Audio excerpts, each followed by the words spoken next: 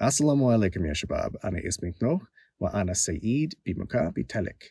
Shalom, ani Noach Naim Lakil. Hello everyone, my name is Noah, and I'm very happy to meet you all. A little bit about me, I am a broadcast media and journalism major. I will be graduating at the end of this semester after a long journey of 16 semesters. I am a super duper senior and super duper tired. I completed my minor in Arabic, the first language you heard, last semester after studying it for 6 years. The second language you heard was Hebrew. I am studying those languages because either during or after the pandemic, I will be traveling to the Middle East with the potential of possibly living there. So let's get to the assignment. Apologies that this is a little late. I did watch the full inauguration on Wednesday. I took a couple of days to really reflect and ponder what his speech was actually about. Not just really trying to find any deeper meaning, but took a couple of days to process everything in, starting from his first day of the presidency to now.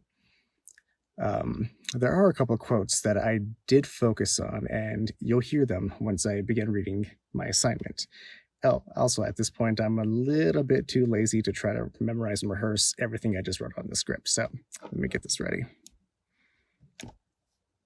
In what ways did the incoming president call for unity as a nation? President Biden's speech was full of poignant remarks about bringing the country together. His campaign was about unity, after all. Usually, when a president recites their inauguration speech, there is a slew of rhetoric about healing the nation from the months of harsh words and harsher images thrown about on the campaign trail. But ask me how I really feel about elections. This time, however, one quote in particular stood out to me, and it was an address to the world. We will lead not merely by the example of our power, but by the power of our example. This struck a chord with me more than I realized. He's talking about the action of not the end result, but the action of doing. Biden is calling for unity, and from a sociological perspective, the meaning of his words impact how he processes his actions that affect the entire country. What do I mean by this? How did he address the damage caused by the big lie of election fraud and rioting? While not directly addressing this issue, certain areas of his speech did touch on the subject of falsehood. Namely, there is truth and there are lies. Lies told for power and for profit. The proverb turned adage, absolute power corrupts, absolutely, is a shortened version of the phrase, power tends to corrupt, and absolute power corrupts, absolutely, by Sir John Dalberg Acton to an Anglican bishop writing about the history of the Inquisition. While a far cry from the scenario today, it does evoke a real-world example of power and the absolute corruption it brings. Mitch McConnell.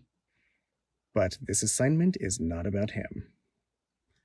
The action of lying for power and profit is the point President Biden brought forth to the stage in his speech. The action of lying is what brought about the siege of the Capitol, a point of interest for the next question.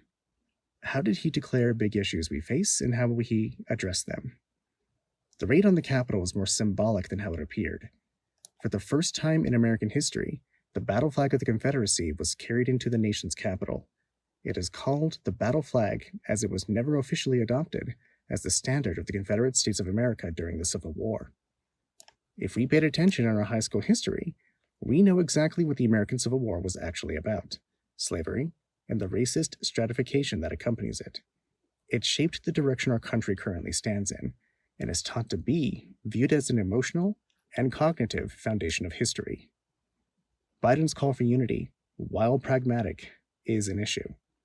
The proponents of recognizing people of color on equal footing have an ideological and familial lineage, claim in the history of American racism. Biden's call for unity challenges that very belief. It won't be easy. Nothing worthwhile ever is. How do we address it? We look for examples. How will Biden address it? Leading with the power of his example. Thanks for coming to my TED Talk.